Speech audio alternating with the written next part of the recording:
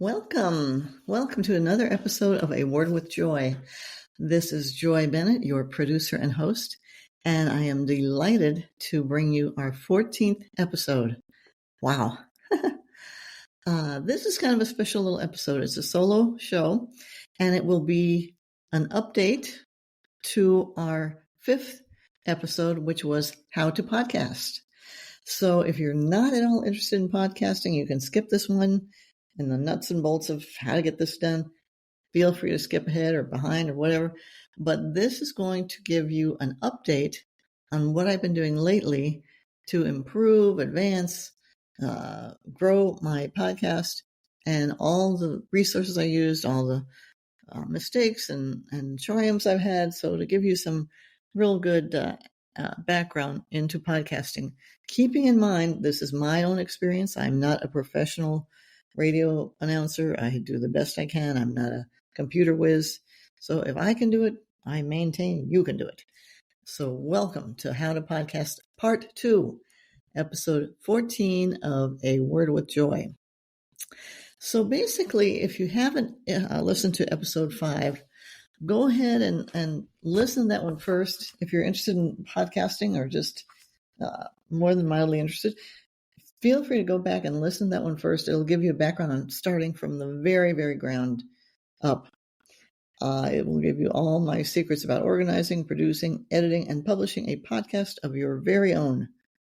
And this is the update. So let's continue on from there. Basically, the first one was all the nuts and bolts using very basic free software available on the internet called Audacity. I just would tape that, edit, and let it rip using Podbean. And I had very little resources as far as remote. So I've really improved a lot of the nuts and bolts here. So let me give you this update. And I wanted to mention it's going very well with my new resources and things I've been doing. And I know you can do it too. We've got more episodes coming on a more regular basis. We have more guests and more resources and tools to use. So I realized if I was going to keep doing the podcast, I was going to have to up my game. I needed to have remote taping capabilities, a better audio platform, find some more exciting guests, record on a more regular schedule, publicize the show properly, and really put my big girl pants on and do it right. So I started researching, this is a few months back, researching different podcast audio platforms. And after some looking into it, I decided on using Riverside FM. There are other ones out there. This is the one I'm comfortable with, and I recommend to a good friend like you. As an aside, do you ever wonder why a lot of these audio programs end in .fm? It's because FM radio, and it kind of, lets you know what it's something to do with, audio. And it also means it's a country code for the Federated States of Micronesia. Now, this has nothing to do with Micronesia. It's just FM makes you think of FM radio. So you kind of know when you hear of a website ending in FM, it's going to have something to do with audio, radio station, music streaming website, something like that. Just a little aside. Anyway, so after researching quite a bit, this is the one I discovered, riverside.fm. It is not free. I believe they have a real cheapy program, but I got one that was kind of not the cheapest, not the most expensive, kind of in the middle. You do have to pay. It's about cost of dinner once a month. Certainly, hopefully that's not too burdensome for you. And it is so worth it, so worth it. By the way, all these websites, I have no compensation for this. These are just heartfelt websites and sites that I've found that I like and I would recommend to a good friend. I am not getting any reward for that. I just think they're good and I wanted to share it with you. The reason I like Riverside is because it has remote taping. It has video taping capacity. Now, right now I'm just using audio, but you can easily switch to video once you are so inclined. It's really pretty easy editing. It's not, It took a little bit of doing to figure it out, but I watched the videos and I practiced and I got it. Very easy publishing.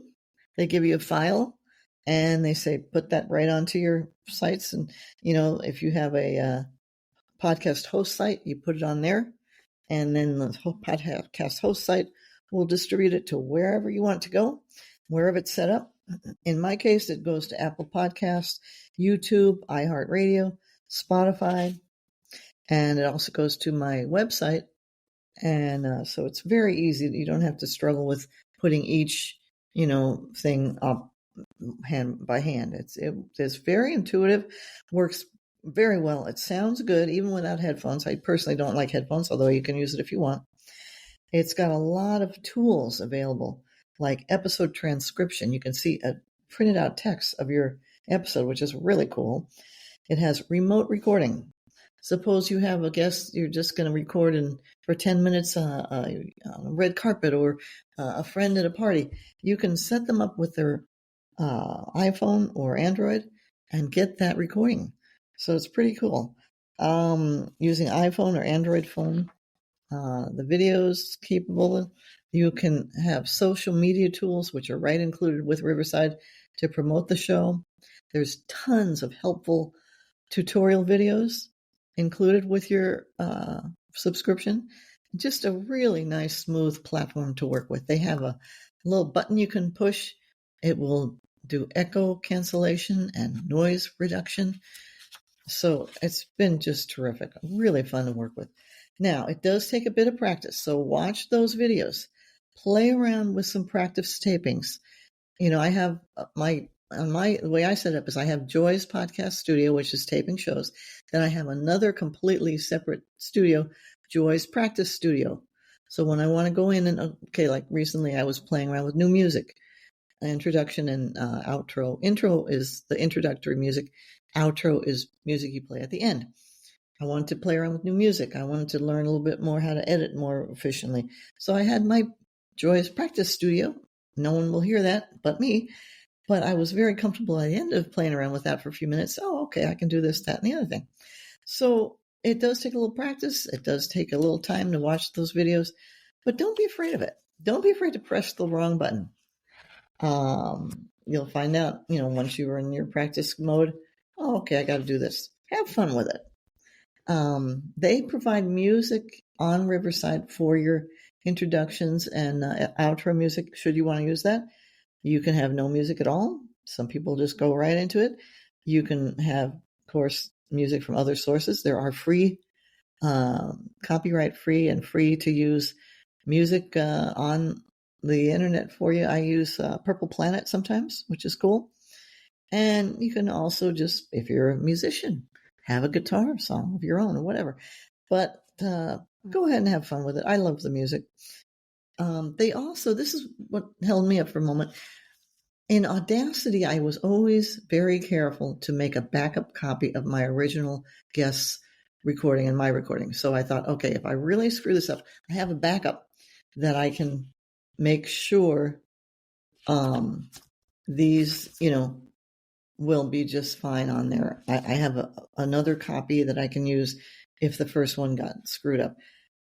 With Riverside, you don't need that. They have it on the back there. You just go ahead and start recording, editing, and once you're in the editing mode, they have another backup. So don't worry about having, oh my gosh, I thought this was the only copy. There's another one in the back there. They'll keep that original and they'll give you a new one that you're editing. So don't worry about having a backup copy. Now, once you have your final show, of course, make your backups. I have one in my cloud. I've got one online, this, that, and the other thing. But you don't have to be quite so careful as I did with Audacity. They also will automatically clean up the audio, have noise reduction. It's very, very nice. It sounds very professional, and I am quite happy with it. Note, I am still using Podbean, that's podbean.com, to host and distribute my podcast. I happen to like Podbean. It works very well too. I have used that from the start. I believe I'm paying a few bucks a month for that, but the reason I do that is you have more opportunity to have videos and join classes. I believe you get a nice website, so it's a little upping for a few bucks more. Throw it in there if you're so inclined. You can go with the freebies, all that. But the reason I do that is just to make it more professional, more flexible, more features, and also to have a better final product that I'm happy with. Presumably my audience and guests are happy with, from what I've heard they are. And it's just nice. And it's also nice. Podbean, they're real people. They have someone there that will actually send you an email back.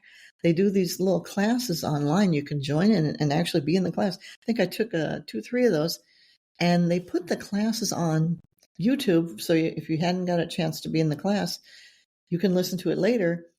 But you can also be right there as they're taping the class and bring up a question or make a comment. So it's kind of cool. And you also will get the name of someone who works at Podbean.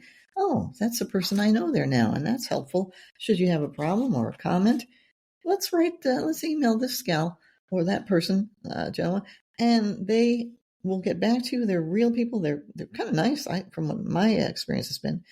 Again, costs a few bucks a month, but very well worth it. And they also have very nice podcast show websites. Now, I did not know that you had that. I've set up a dedicated website for my podcast, but I was able to incorporate the podcast website that you get with Podbean into my website that I have, just awordwithjoy.com. So what happened is when you click the episodes list, it will just pick up the website from Podbean, and all the episodes are automatically uploaded. It works beautifully. I've been very happy with it. And they have different designs for the show websites. I find them very nice, kind of play around with it. And it's all automatically uploaded. You put the episode out there, and they automatically upload it to wherever you want it to go. Apple Podcasts, YouTube, in my case, Apple Podcasts, YouTube, iHeartRadio, Spotify, which is a huge market for a lot of people, and also it'll go on your website there for the podcast. So it's working out real well. And my other challenge was, once I solved those technical problems, I needed to have a better way to find guests, besides just pestering, inviting my friends, family, and colleagues. I had been very nice at the beginning. I had some nice guests who would come in and record sitting at my studio, otherwise known as my dining room table. But I found very quickly that we need to have remote capacity. So I thought, okay, how can I get this? And that's when I found Riverside.fm. Again, there are other sites, and it might work better for you. So for the guest ends of things, I found a really super site called Matchmaker.fm. Matchmaker, it's not a dating site. It will match up. It's so cool. It will match up guests looking to be on a podcast and people like me, podcast hosts that want to find guests. It is wonderful. If suppose, okay, I want to find a comedian. It doesn't matter where he or she is, because I'm on my remote capacity. I want someone who will record a remote episode with me and talk about their experiences doing stand-up, maybe crack a joke or two, tell me about what their projects are now. And it worked great. I found a comedian/author who was heavily experienced, happened to have a heavy radio and TV production background. So it was so cool to meet this guy. Learned a lot from him. One of the most professional, kindest people, and I told him that I've ever worked with anywhere. Super guy way out in Christchurch, New Zealand. So here I am in Santa Monica, California, recording, a delightful person. So it was so worth it. And he was kind enough. I happened to just find him on Matchmaker.fm. I did a search for comics, comedians, and he was nice enough to answer right away. Very, very nice guy, and very, very, very easy to work with. And I believe it was a very nice show. So suppose you just want to, okay, I'd like to be a guest on a podcast. Maybe you have a project to promote. You've just finished a film, or you've just opened a restaurant, or you've just gone mountain climbing and want to share your experiences. you can go on matchmaker.fm. That's matchmaker.fm and say, okay, you put up a profile as either a guest or a host of a podcast. In your case, if you're looking to be on a podcast, you can put up a profile as a guest and say what you have to offer, say what you're looking for. And sometimes somebody might write back. You also have to look for podcasts that might look for someone like you. So it's a great way to have it. Most of them I have found are free. On occasion, you'll see, okay, you can either pay me to be on your podcast or I'll pay you. I don't do that. Most people are happy to come on and just shoot the breeze for half an hour with no pay either way. And it's just super. So, you can create your profile and be up on a podcast before you know it. Some tips on using matchmaker.fm. You will get folks interested. When I first started using it, I was amazed how many people were pinging me. Okay, I want to be on. Okay, which I was thrilled. I was so happy. However, you can change the settings so you're not quite so out there. You'll still have of course, you can also put your complete profile in dormant. But I still have my profile for the show up there, but I don't have quite as many ads for it. And, here I am, as I did right at the onset, because I realized, people are going to find my show. I'm not recording every day, so I couldn't possibly be keeping up with all these interested guests. So I made it now. So now it's kind of a comfortable thing. I have people asking me. I also on occasion meet people just in passing and friends and whatnot. So it's worked out nice to have a bunch of people interested, but not so many that it's overwhelming. So it's comfortable. They have so many interesting guests. You can search for guests by topic. And suppose you want to find someone who's a gourmet cook or had just opened a restaurant. You can search for that. And before you know it, you'll find somebody interested, hopefully. And be sure, obviously, if you have a podcast, you want to make your podcast appealing to the guest. You don't want to put on there, okay, I made it I put on there fun, supportive, half-hour interview. I made it real appealing, as if, if I was going to go on a podcast, what would I like? I'd like somebody to have a good time, be relaxed, not giving me a lot of pressure but professional. If they're going to say, I'm going to record you at 1:00 on a Friday afternoon, well, I will count on that person to be there 1:00 Friday, because everybody's busy. We don't have a lot of free time these days. So you want to be professional, kind, and follow through.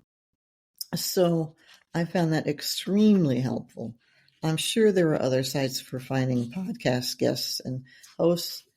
This is the one I use again, and it's been just real good solution for us. So it's a good problem to have, though, when I had so many people interested. I could be kind of choosy. At first, I was thought, okay, I'm going to have to this person. And I was like, you know what?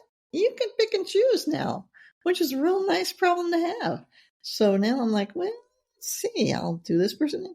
But if you find someone interested in being on your show and you're just not connecting with them, or it's just a topic you're not vibing with, be gentle. I mean, these people are putting themselves out there. If they're asking you, be gentle and say, I'm sorry I'm booked up, or just, but I really appreciate what you're doing. Carry on and enjoy your day. Be kind and gentle. Don't leave someone hanging. But on the other hand, don't feel obligated. At first, I kind of felt obligated to, okay, I have to get this person. I'm like, no, you're the boss. You can do what you want. If it turns out you want to record once every 3 months and have somebody, go for it. So feel free to kind of row your own boat in this thing. So if you're not interested in a guest, let them down gently. But polite professionalism is always the way to go. Even though the guy who wanted to demonstrate advanced snake charming techniques really didn't do much for me, I let him down easy. Now, when you meet a guest on Riverside, there's a chat connection. So you can reach out to someone, or someone will reach out to you, a potential guest. You can click on their profile, find out all about them. So it's a real nice way to get to know someone before they're on the show. If you connect with someone, you think, that'd be a good guest, I kind of like this person, you can answer their chat or send a message to them first. But should you plan to have someone on the podcast, be sure to get their email address. And the reason is, in Riverside, you need to send a link to get them on the platform to record your show to their email. Now, that might work with the chat. I didn't want to try it. I want their email so I know, okay, I can have that kind of upgraded. I know I can reach this person. It's often nice to also have their cell phone, but some people don't want to give that out. Okay, if I have your email, I know I'll be able to confirm the show. And, basically you've got to be the manager of this thing too. You got to confirm and set up times and all that. So a word about guests. I've been very fortunate to have plenty of folks who are interested, and I bet you will too. But be sure to be upfront and honest about what and who you are looking for when you write your show profile on matchmaker.fm. For example, if you really hate and do not want to talk about politics, don't list that on your show description. If somebody comes along who's a political bent, not to say there's anything wrong with that, but just, should that be your attitude? Just say, I'm not covering that subject now, but thank you for your interest and have a great day. Polite, professional. Again, these are not the only ways to go, the only sites that are out there. There are others, but that's worked well for me. Might save you a little time if you want to just dive into things. Anyway, now that you have your brand new platform, watch some videos, practice taping a few short episodes, maybe even add the music, practice editing, just sitting alone in your living room or dining room. So you're comfortable with it, because once your guests get on, they don't want to see you fumbling. They want to get, okay, going, let's do this. So make sure you're at a reasonable level of comfort before you have your first guest with you, either remote or you can still do live in person, whatever. So your comfort level is high and you're not going to be fumbling around pushing the wrong buttons. Okay. So you need first to put some effort in preparing to tape the show. You don't need to write a whole script, but you do have to have some idea of what you're going to talk about and for how long. Now, you might decide to have a podcast that is a 3-hour long, discussion of your personal philosophy. I don't care. It's your baby. For mine, I do about a half-hour audio only interview type show. Now, you could very well decide to do a video, but I'm comfortable with audio with a brief intro and outro music. We tape live to tape, which basically means when I'm taping with the guest, I have I'll tell them to wave. I can't see them when we're taping, but it doesn't show on the audio. I tell them to wave if you have to break. Otherwise, we tape it right through about 25 minutes, give or take, because we have to have time for the music and intro and all. It basically means I'm too lazy to heavily edit the episode because it takes time. You might be different. You might want to edit out every single or door opening or, it's up to you to do how much or how little editing you want. And again, you don't need the music. It's just something I like. Now, before you start actually recording the actual show, send them a video. Riverside has a great video on appearing as a guest. They'll explain, for example, you want to be plugged in. You don't want to have a laptop that dies in the middle of taping the show. You want to have updated Chrome, which is the format that they use in Riverside. You want to have basically some idea of what they're going to look for when they have the link. So they'll know what to do on their end appearing as a guest. So they'll send them a video that they have in Riverside on how to be a guest and remotely record your episode. You kind of want to have a list of questions or topics you plan on covering. You also want to mention the websites or for further information about you and your guests, both at the beginning and at the end, if possible, definitely at the end. And lastly, it's important to be clear with your guests to discuss beforehand, and it's been polite if they don't want to talk about a subject. For example, if they're going through traumatic divorce, check with them if they would rather not discuss their love life as a courtesy. You don't want to surprise someone. I believe that's rude. We're not, into hostile journalism here. Overall, I have been extremely lucky with finding professional, engaging guests, but shit does happen sometimes. And I know you will continue to be poised, polite, professional, even when things don't go your way. For example, I recently had a very impressive guest have computer problems on his end, and we were not able to record their episode. So, brokenhearted, I just very politely let them know I'm available for phone recorded interview, which Riverside does have. And I taught myself quickly how to do that. And I said, if you don't want or can't be on the show, could you kindly suggest someone from your organization that I could interview? And this just happened, so hopefully I'll hear back. But if not, that's okay. I have plenty of guests to have on the show, more than I could possibly handle. Don't obsess about the one that got away. Be grateful for the 14 episodes you already have and lists of guests that are available and how happy you are with what you have accomplished, because there will be, stuff happens. It's just part of life. Basically, as upsetting as it might be to have a guest not work out, keep in mind folks have all kinds of things going on in their lives, and being a featured guest on your little show, no matter how hard you worked on it, may not be a top priority for them. It's no reflection on you. Just move on to the next guest or project. And remember, you can always help us tape a solo show. Just keep the episodes coming. Anyway, once you've recorded the episode, use the Riverside editor to edit your show. Now, I don't happen to do much heavy editing, can you tell? And I just add music before and after the episode and fire away. And it works very well. Remember to set your own schedule for episode taping and publishing.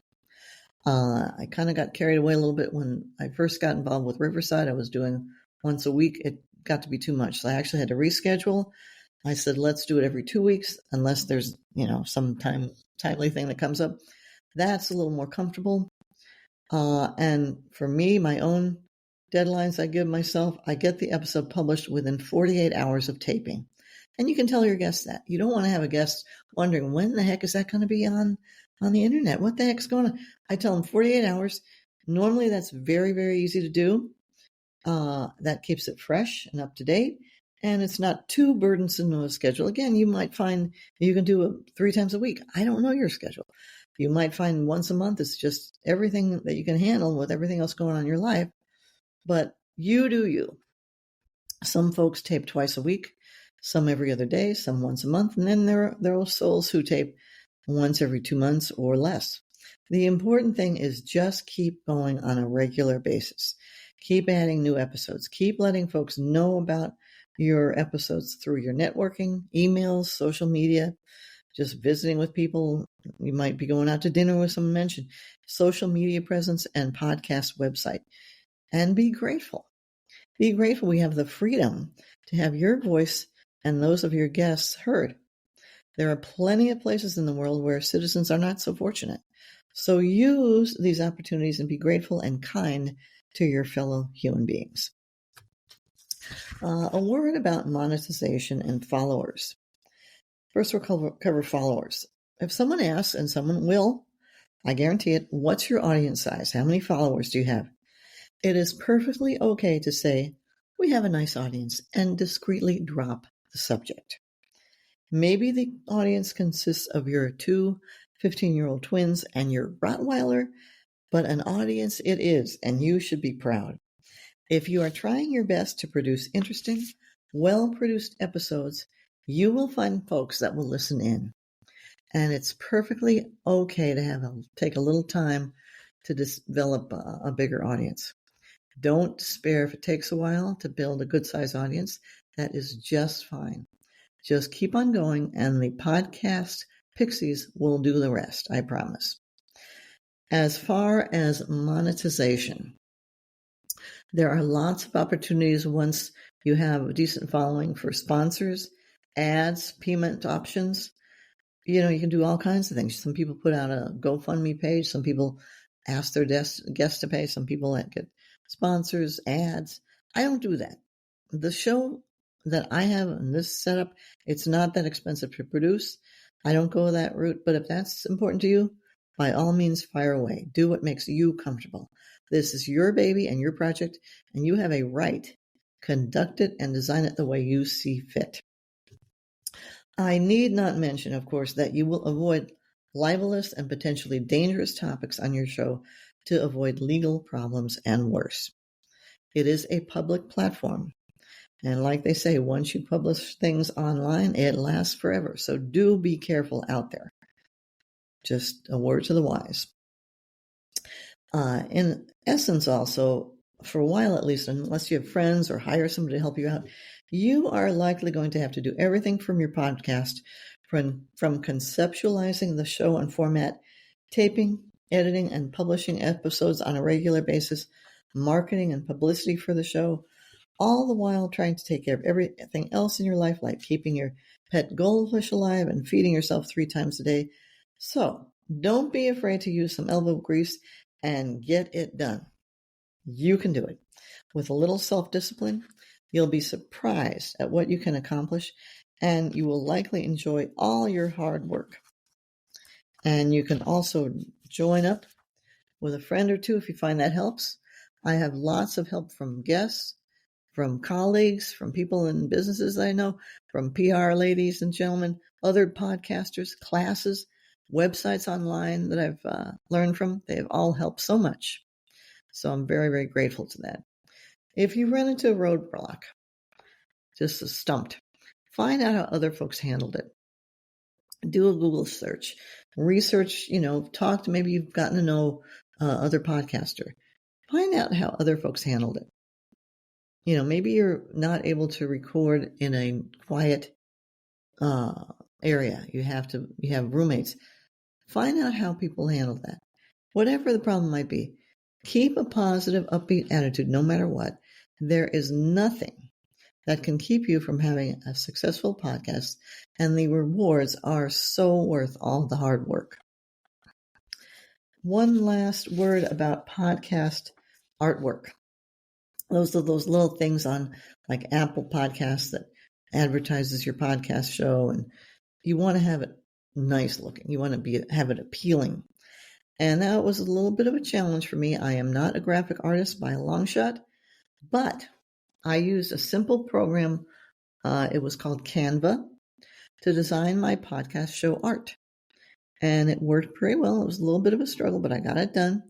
And it looks very nice. I think it represents the show well, and I'm very happy with it. There are lots of options. Again, this is just what works for me. And keeping in mind, this artwork is going to be in your audience's mind and guest mind, represent you and your show. So you want it to be nice. And conversely, you don't want to change it for every episode. I do change the episode artwork, usually put a picture of the guest so people can see what he or she looks like. But the show artwork remains the same. It's a constant. So people say, oh, I know that show. They see it on your phone. Oh, I've seen that. Or, hey, what's that? You have to be happy with it. So work on it to get it something you can be proud of.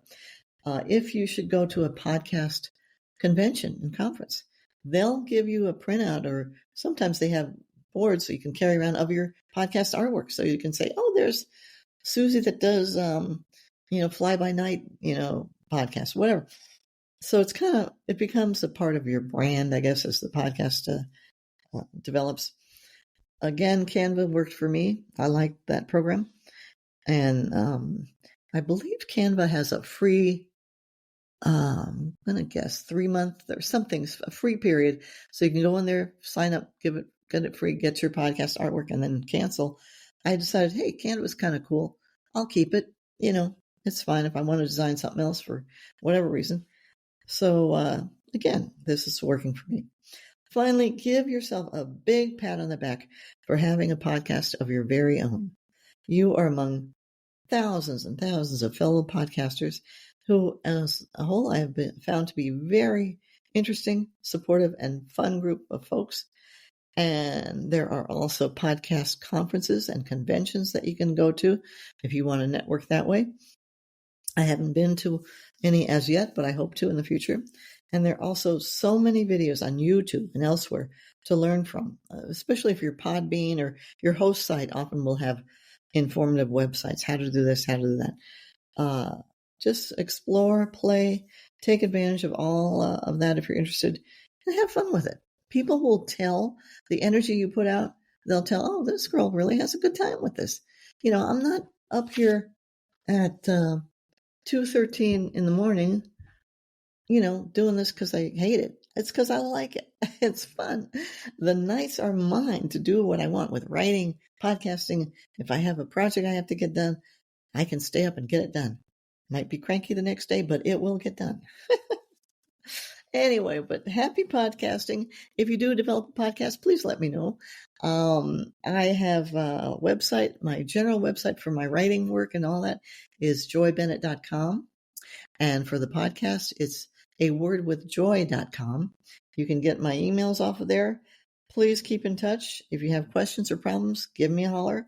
And thank you so much for listening. This is Joy Bennett signing off. A Word with Joy. Have a wonderful, inspiring day. Take care.